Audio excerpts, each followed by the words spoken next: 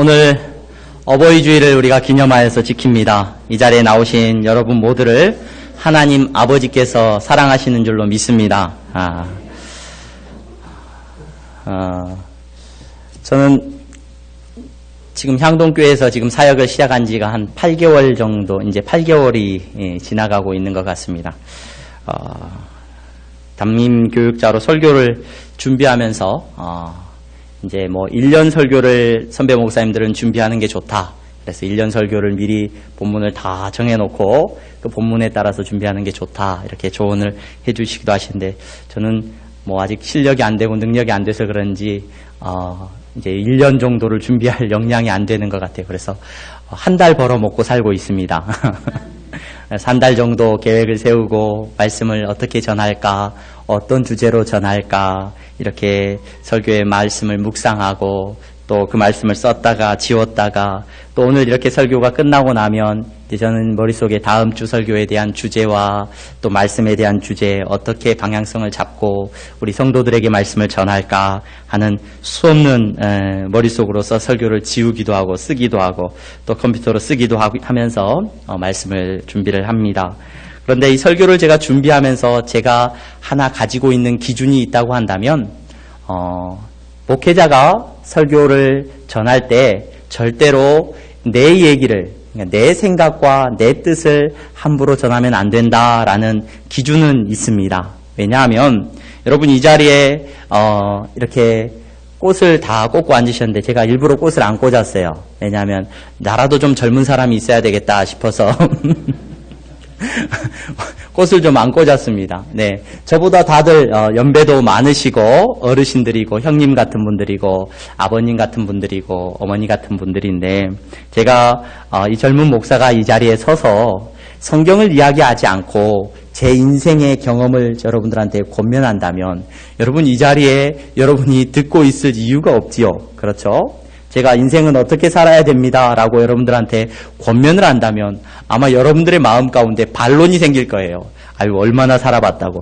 자녀에 대해서도 함부로 말하지 못합니다. 왜냐하면 저희 자녀는 아직 어리기 때문에 제가 자녀가 없을 때는 아유, 자녀는 이렇게 키워야 됩니다 하고 열심히 설교했지만 자녀가 태어나 보니 그렇게 설교하는 게 얼마나 우스운 일이었는지 제 자신이 경험을 했습니다. 자녀에 대해서도 제가 여러분들한테 함부로 말할 수 없습니다. 여러분 제가 공부 잘하는 법으로 여러분들에게 강의를 하겠습니까? 공부 잘하는 법을 들으려면 여러분 누구를 찾아가셔야 돼요? 예, 공부의 신들이 요즘 TV에 나오더라고요. 공부의 신들을 찾아가시면 됩니다. 여러분 제가 여러분에게 돈 잘 버는 법을 설명해 드리겠습니까? 저한테 돈 잘 버는 법 배우셨다가는 큰일 납니다. 네. 여러분 뭐 부동산에 대해서 제가 말씀을 드리겠습니까? 아니면 인간 관계에 대해서 말씀을 드리겠습니까? 어떤 말씀을 제가 여러분들한테 전해드리겠습니까? 어떤 말을 전해도 여러분이 저보다 나은 분일 줄로 압니다. 향동교회가 그렇게 큰 교회는 아닙니다. 이 향동교회 작은 교회임에도 불구하고 여러분들이 이 자리에 나와서 제 이야기를 한 30여 분 동안 듣는 것은 여러분들이 저를 통하여서 나 박지훈이라고 하는 사람의 인생 이야기를 듣고 싶은 것이 아니라 아마도 여러분은 이 자리에서 하나님께서 말씀하시는 성경에 대한 이야기를 여러분들이 듣고 그 말씀으로 은혜 받기 위하여 이 자리에 나와서 앉아 계시는 줄로 믿습니다. 그래서 설교를 준비하면서 늘 제 안의 기준은 내 이야기를 하면 안 된다. 내 생각을 전달하면 안 되고 하나님께서 본문을 통하여서 무슨 말씀을 하고 계시는지를 어떻게 하든지 바르게 전달하는 것이 제 사명인 줄로 알고 있습니다. 그래서 그 사역을 감당하기 위해서 참 많이 애쓰고 있는데 지난주 한 주 제가 설교를 준비하면서 지난주 8개월 정도의 시간이 지나는 동안 가장 많이 힘들었던 한 주였던 것 같아요. 왜 힘들었냐면 제 안에 제가 무엇을 이야기하고자 하는 욕구가 너무 많이 생기는 것을 제가 느꼈습니다. 특별히 이번 주 한 주 동안에 제가 무언가를 제 이야기를 하려고 하는 욕구를 설교에 통하여서 많이 느끼면서 제 자신이 몸부림치면서 힘들어했습니다.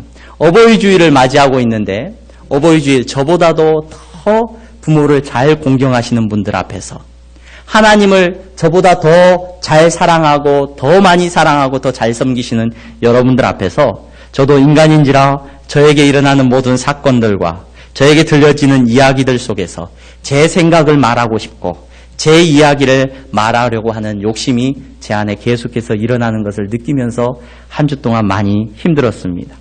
책을 읽고 책을 부탁해서 또 책을 또 읽고 기도하고 눈길을 성경 말씀으로 두려고 몸부림쳤습니다. 그럼에도 불구하고 설교를 준비하는 내내 많이 마음이 불편했습니다. 그러다가 어제 저녁 평상시에 제가 저희 어머님으로부터서 카카오톡을 뭐 이렇게 직접 말해도 되죠.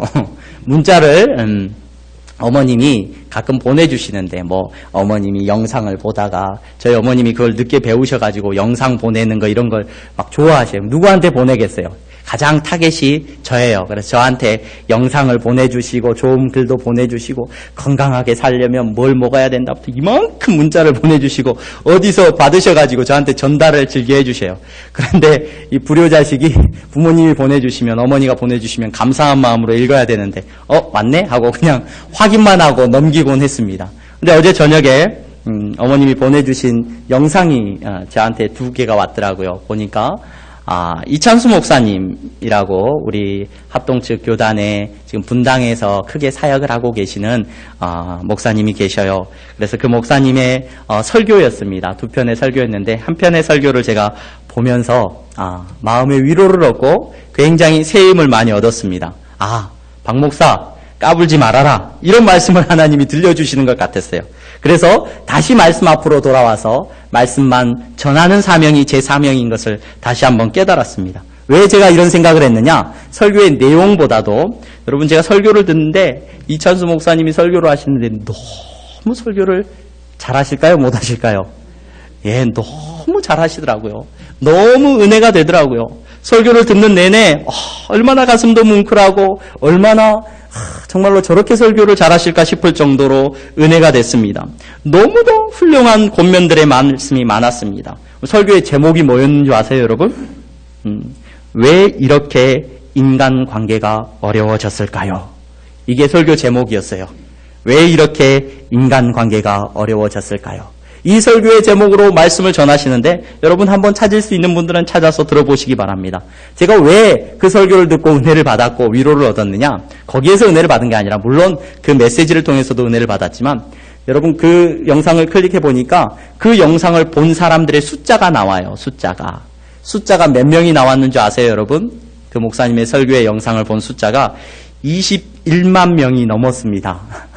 유튜브 동영상을 실행해서 보신 분들의 숫자가 21만 명이 넘더라고요. 아마 뭐 그 사이에는 중복된 분들도 있겠지만 그 21만 명이라는 숫자를 보면서 제가 위로를 얻고 확신을 얻었습니다.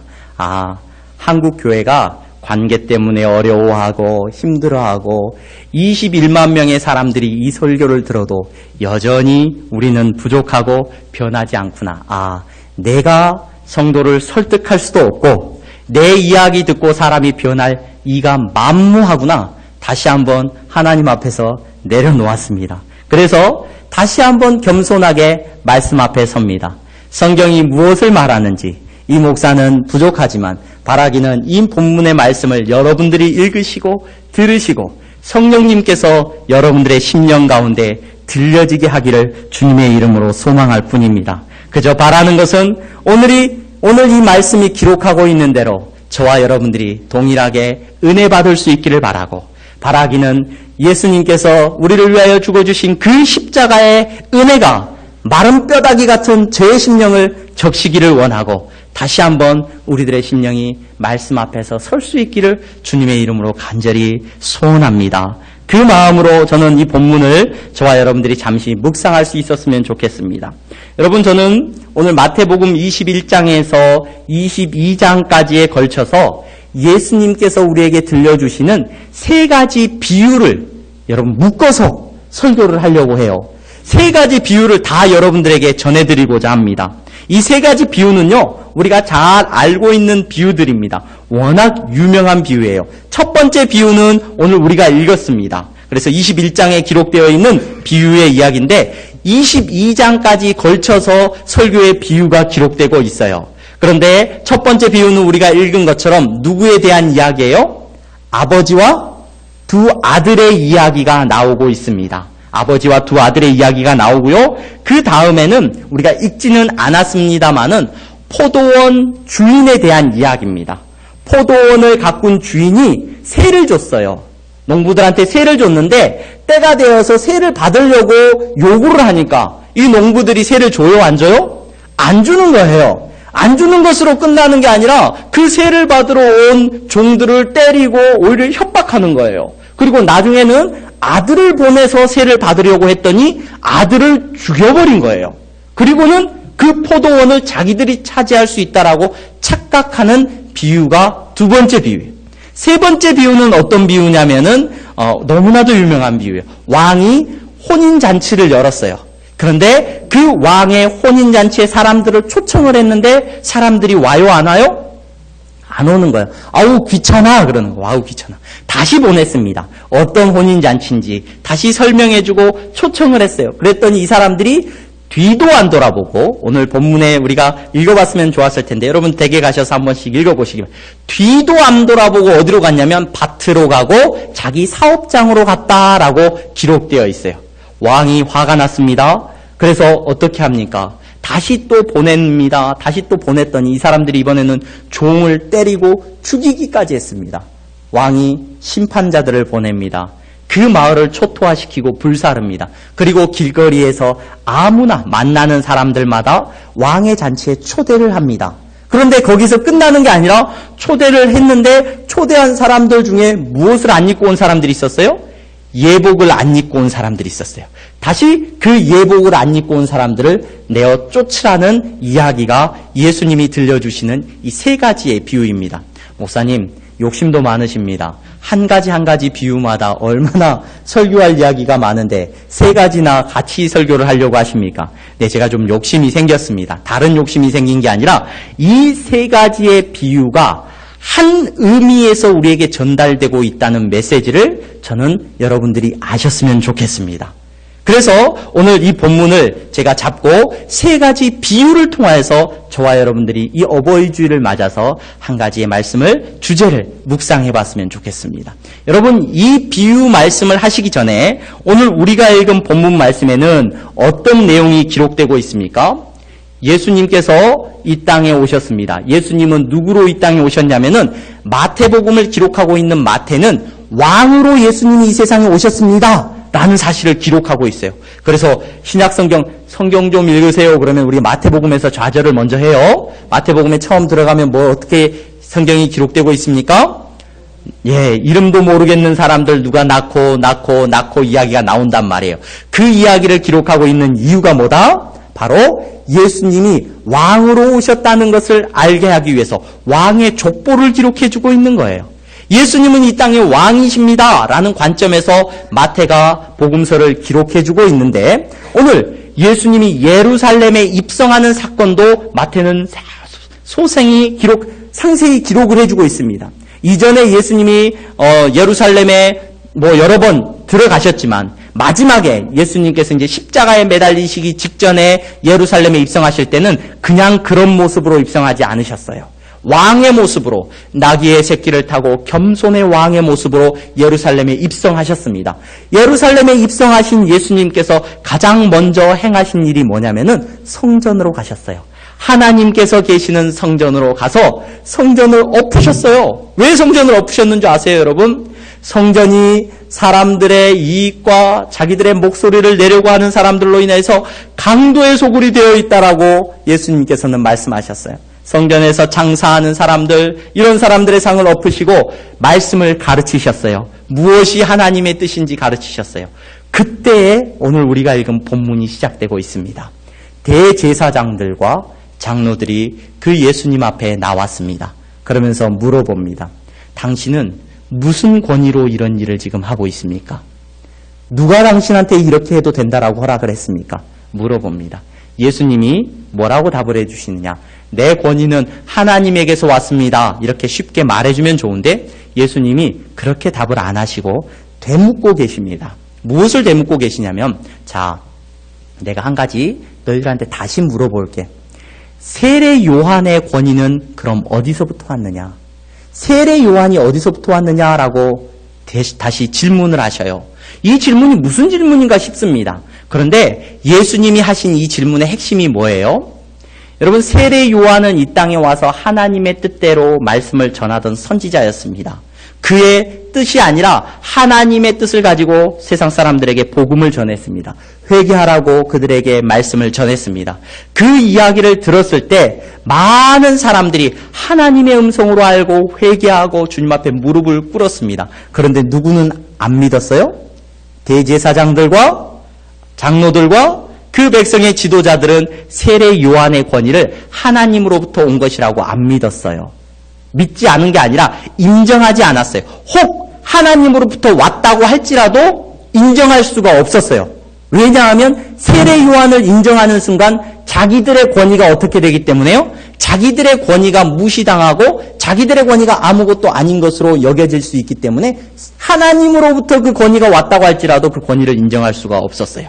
자, 그러면은 하나님으로부터가 온 것이 아닙니다 라고 말할 수도 없어요. 왜냐하면 하나님으로부터 온 것이 아닙니다 라고 말할 때 지금 사람들이 자기들의 권위를 인정해주고 자기들을 높여주고 있는데 동시에 세례 요한의 메시지를 그 사람들이 많은 사람들이 받아주고 있는데 하나님으로부터 온 게 아닙니다. 단칼에 잘라버리면 어떤 일이 벌어집니까? 사람들이 자기들에 대한 그 권위를 인정해주는 것, 자기들에 대한 신뢰를 어쩌면 접을지도 모른다는 두려움이 있었기 때문에 이 대제사장과 장로들은 백성들 사이에서 인정받고 있었던 이 사람들은 그 권위를 잃지 않기 위해서 어떤 입장도 발표할 수가 없었다는 것을 오늘 본문을 통해서 저희들이 보게 됩니다.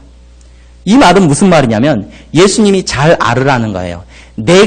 내 권위가 하나님으로부터 왔다고 할지라도 너희들은 받아들일 아무런 마음의 준비도 없고 받아들일 이유도 없고 너희들은 아마 안 받아들일 것이고 내 권위가 하나님으로부터 오지 않았다고 할지라도 않았다고 너희들은 인정하고 싶은데 그렇게 말하기도 너희들은 아마 두려워하고 있지 않느냐. 내가 너희들한테 왜 그 이야기를 해야 되겠느냐. 그 이야기는 내려놓고 내가 들려주는 세 가지 이야기를 잘 들어봐라 하면서 이 세 가지 비유의 말씀을 이야기해 주시는 거예요. 이 세 가지 비유를 제가 왜 묶어서 말씀드리냐. 이 세 가지의 비유는 어떤 이야기냐면 바로 예수님의 권위에 대한 문제이기 때문에 그렇습니다. 첫 번째 권위는 누구에 대한 권위를 예수님이 비유로 드셨냐면 아버지의 권위예요. 아버지의 권위. 아버지가 두 아들에게 이렇게 부탁을 했습니다. 너 가서 밭에 가서 일 좀 해줄래? 부탁을 했더니 첫째 아들이 뭐라고 했어요? 첫째 아들이 네 해놓고 갔어요? 안 갔어요? 안 갔어요. 자, 이 첫째 아들은 아버지의 말을 인정하고 아버지의 권위를 인정한 거예요? 권위를 인정하지 않은 거예요? 권위를 인정하지 않은 거예요. 둘째 아들은 아유 싫어요. 안 해요. 그랬는데 아유 그래도 아버지가 시켰으니까 가야지. 갔어요. 자, 누가 아버지의 권위를 인정한 사람이에요? 둘째 아들이 아버지의 권위를 인정했다는 겁니다. 여러분, 유대인들은 하나님 보시기에 거룩한 모습입니다. 유대인들은 하나님 보시기에 우리는 하나님 말씀을 잘 지켜야지. 하지만 하나님께서 실제로 네가 순종해라 라고 요구하는 순간에는 뭐예요? 네가 하나님의 권위 앞에서 네 권위를 내려놓아라 해요? 안 해요? 네 라고 했지만 실제로는 안 하더란 말이에요. 그런데 세례 요한이 와서 회개하십시오. 이것이 하나님의 뜻입니다 라고 메시지를 전할 때 누구는 회개하더라는 거예요. 평상시에 하나님에 대해서 관심이 없이 살았던 사람들로 보였던 창녀와 세리들, 그 사회의 가장 죄인들은 회개하더란 말이에요. 그리고 아버지의 말씀대로 순종하더란 말이에요. 여러분, 누가 아버지의 권위에 순종한 사람이에요? 바로 창녀와 세리가 아버지의 권위에 순종한 사람들이라는 겁니다. 두 번째 비유를 보시기 바랍니다. 두 번째 비유를. 농부의 주인이 있습니다. 그 밭을 경작하는 주인이 있었어요. 자, 누가 주인이에요? 그 밭의 소유주가 주인이에요. 그 소유주가 말을 합니다. 무슨 말을 합니까?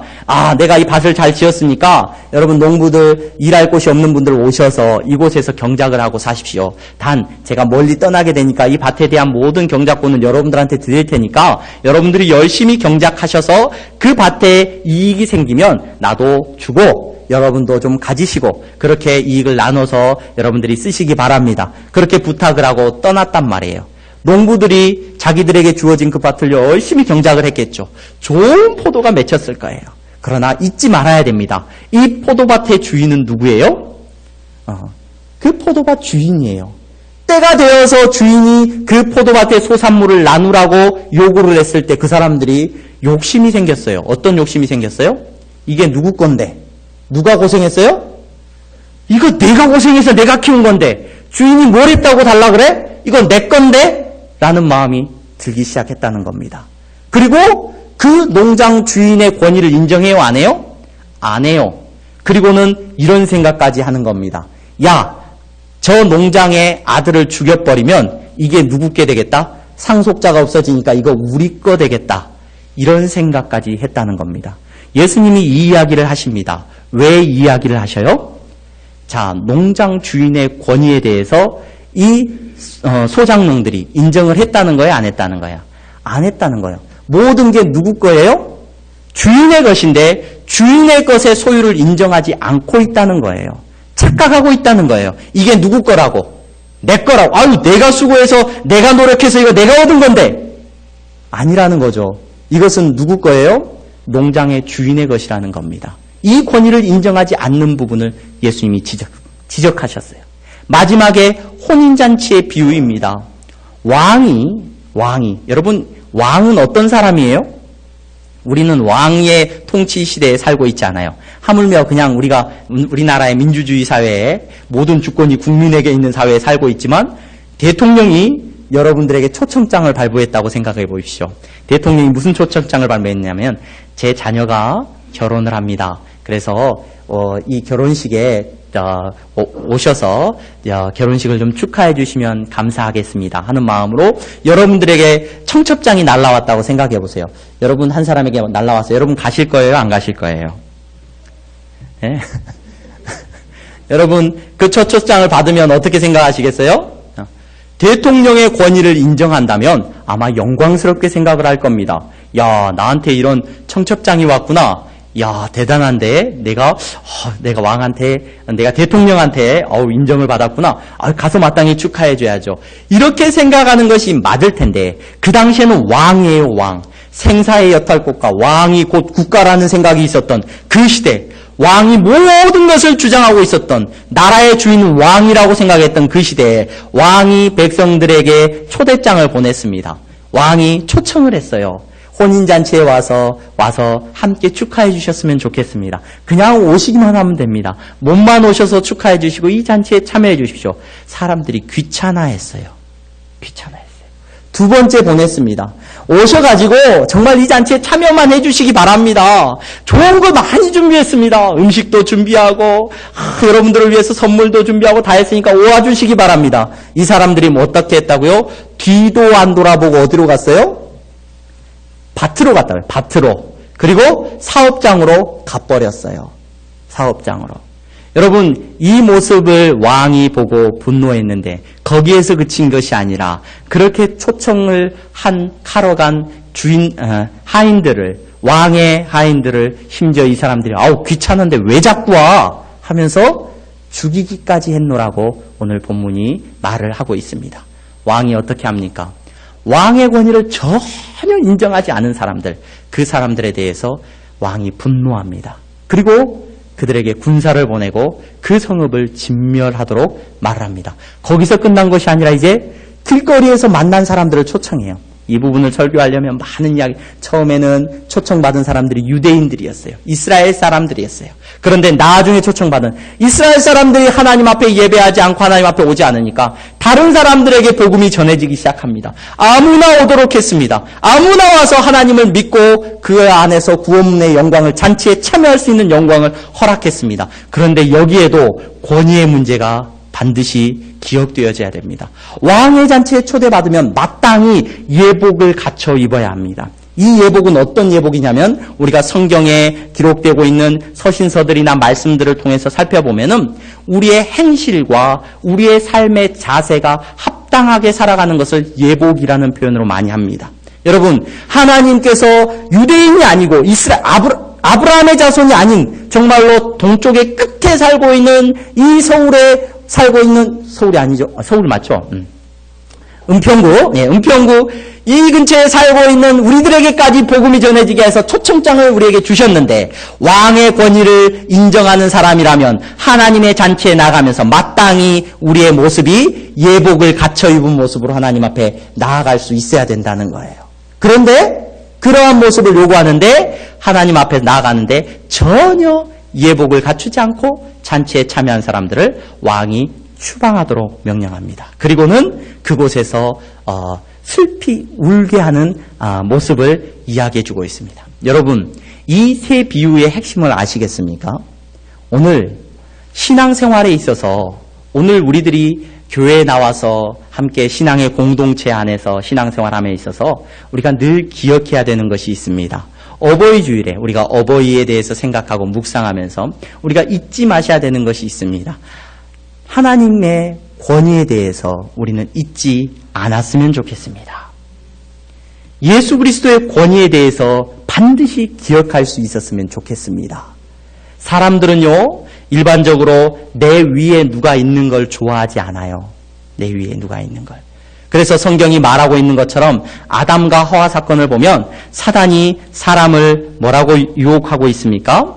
뭐라고 유혹을 해요? 야, 하와야, 네가 이 선악과를 먹으면 말이지 그것을 먹는 날에는 너희 눈이 밝아져 하나님과 같이 되어 선악을 알 줄 하나님이 아심이니라. 누구와 같아져요? 하나님과 같아진다는 거예요. 이게 모든 사람들의 죄악된 본성입니다. 그래서 내 위에 누가 있는 게 싫어요. 그래서 선악과를 따먹은 인간은 무엇을 판별할 수 있게 됐냐면 성경이 말씀하고 있는 대로 뭘 판단해요? 선악과를 먹으면 선악과를 먹었어요. 자, 그 결과가 어떻게 됐어요, 우리가? 선악을 판단을 해요, 선악을. 누가 악이고 누가 선인지를 우리 스스로가 하나님이 되어서 판단을 한다는 말입니다. 너는 나쁜 놈, 너는 착한 놈. 이 사람은 맞는 사람, 이 사람은 틀린 사람. 누가 하나님 돼서요? 내가 하나님 돼서. 왜? 선악과를 신나게 따먹었기 때문에. 저희 딸이 책을 읽으면 이렇게 막 종알종알 이야기하는 걸 좋아해요. 큰딸이. 그래서 큰딸이 저를 좀 닮아서 말이 좀 많은 것 같은데 그래서 자고 일어나면 꿈 이야기부터 시작을 해요. 아빠 어제 꿈에 꿈 얘기까지 들어야 되니? 아빠 그러는데 책을 읽고 종알종알 이야기하는 걸 좋아하는데 요즘 책을 읽고 나서 이야기할 때마다 많이 힘들어합니다. 왜 힘들어하는가 가만히 봤더니 아니 아빠 이 책에 나오는 사람은 착한 사람이야 나쁜 사람이야? 물어보는 거예요. 지킬 박사와 하이드를 읽었는데 이 사람은 착한 사람이야 나쁜 사람이야 도대체 모르겠다는 거예요. 보물섬을 읽었는데 보물섬에 악당이 나오는 실바라는 인물이 있는데 외다리가 이 사람은 착한 사람이야 나쁜 사람이야 혼란이 온다는 거예요. 어떤 모습에서 보면 착한 사람 같기도 하고 어떤 모습에서 보면 나쁜 사람 같다는 거예요. 도대체 모르겠다는 거예요. 여러분 그럼에도 불구하고 우리는 선악과를 너무 신나게 잘 따먹어가지고 우리는 선악을 참 구별을 잘합니다. 그리고 내가 하나님입니다. 여러분 신앙생활의 기준은 내 위에 누가 있다는 걸 인정하는 거예요. 하나님이 계시다는 걸 인정하는 겁니다. 목사가 기억해야 되는 건 무엇이냐? 사람이 내 위에 있는 것을 기억할 것이 아니라 하나님 앞에 선 사람으로 날마다 서 있어야 된다는 것이 목회자의 사명입니다. 유대인들은요, 복장을 살펴보면 굉장히 재밌는 복장이 있습니다. 키파라는 모자가 있어요, 모자. 여러분, 키파라는 모자를 혹시 보신 분이 계신지 모르겠습니다. 이게 키파라는 모자가요, 정통파 유대인, 내가 정말로 종교심이 더 투철하다 할수록 이 키파라는 모자가 좀 더 크고요. 그 다음에 이 키파라는 모자의 색깔이 어두워져요. 까매요. 그래서 정통파 유대인들을 만나게 되면 창이 있는 이런 모자를 쓰고 다니는 사람도 있는데 어찌됐든 그 안에 항상 공부할 때든지 집안에 있을 때든지 키파라고 하는 이 빵떡 모자처럼 생긴 이런 모자가 자그마한 게 있어요. 그걸 머리에다 이렇게 얹고 다녀요. 얹고 핀으로 찌르고 다녀요. 그게 이제 키파라고 하는 모자인데 제가 물어봤어요. 왜 그런 모자를 씁니까? 제가 수업 시간에 물어보니까 유대인 선생님이 저한테 이야기를 해주셨어요. 내 위에 항상 누군가가 있다는 것을 기억하기 위해서 이 모자를 쓰고 다닙니다. 라고, 저는 머리수도 없는 거 가리려고 이렇게 쓰고 다니는 줄 알았는데, 내 위에 누군가가 있다는 걸 기억하기 위해서 이 모자를 씁니다. 오늘 성경 말씀의 대제사장과 오늘 장로들이 이 사실을 그냥 모자 쓰고 다니는 것으로가 아니라 정말로 예수님 앞에서 예수님이 하나님의 아들이심과 하나님의 권위를 인정할 수 있었더라면 하는 안타까운 모습을 저희들이 보게 됩니다. 여러분, 저희 역시 마찬가지입니다. 오늘 살아가면서 우리가 신앙생활하면서 우리들이 사람의 권위를 인정하지 않는 건 그거는 뭐 저마다의 성향일 수 있습니다. 다 괜찮습니다. 하지만 여러분, 반드시 기억하십시오. 우리의 신앙의 회복은 어디서부터 일어나느냐? 하나님의 권위를 하나님께 돌려드리는 것에서부터 새 사람의 역사가 일어난다는 걸 기억하시기 바랍니다. 그분은 우리의 아버지십니다. 아버지가 가서 일하라고 하면 내 아버지 가서 말하고 순종함으로 일하는 것이 아버지의 권위를 인정하는 겁니다. 여러분, 내 것이 아니라 아버지가 잠시 내게 맡긴 것이라는 사실을 바로 알고 기억하는 것이 뭐예요? 그것이 아버지의 주인의 권위를 인정하는 거예요. 포도밭이 누구 거예요? 내가 수고하고 내가 땀 흘리고 내가 일해서 내 자식이고 내 집이고 내 돈인데, 여러분, 하나님께서 우리에게 늘 말씀해 주시는 것, 너에게 있는 모든 것이 다 내 것인데, 믿는 사람의 고백은 바로 내 모든 것이 주님의 것임을 고백하는 신앙인의 모습이 아버지의 권위를, 주인의 권위를 인정하는 삶이라는 걸 여러분 기억하시기 바랍니다. 여러분, 왕이 여러분들을 초대했습니다. 이 천국잔치에 참여하도록 초대했습니다.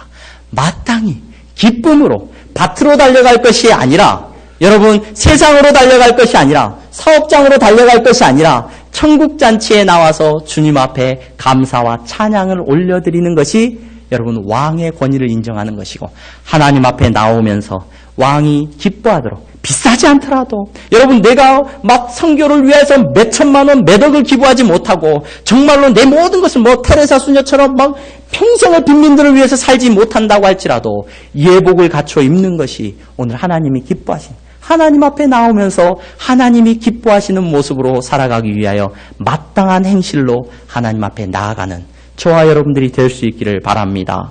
여러분, 구약의 말씀을 통하여서 여러분, 그것이 우리에게 기쁨이고 신앙이 정말로 출발점이라는 것을 다시 한번 생각해 보게 됩니다. 사무엘상 2장 30절 말씀입니다. 이제 나 여호와가 말하노니 결단코 그렇게 하지 아니하리라. 나를 존중히 여기는 자를 내가 존중히 여기고 나를 멸시하는 자를 내가 경멸하리라. 멸시하는 자가 어떤 사람이냐? 입으로는 네 해놓고 절대로 순종 안 하는 사람. 내 것이 하나님의 것임을 알고도 다 내 거라고 거짓말하고 속이고 아들을 죽이기까지 하는 사람. 왕의 초청에도 절대로 응하지 않고 내 것이 더 중요한 것이냐 착각하고 살아가는 사람. 그리고 전혀 왕의 잔치에 합당하지 아니한 예복을 입지 아니하는 모든 사람이 여러분 하나님을 존중히 여기지 않는 사람입니다. 하나님을 존중히 여기는 사람이 될 수 있기를 간절히 소망합니다. 이미 하나님의 사랑을 받고 계시는 여러분, 마땅히 여러분은 하나님을 사랑하고 하나님의 권위를 인정하는 분인 줄로 믿습니다. 기도하겠습니다. 거룩하신 하나님,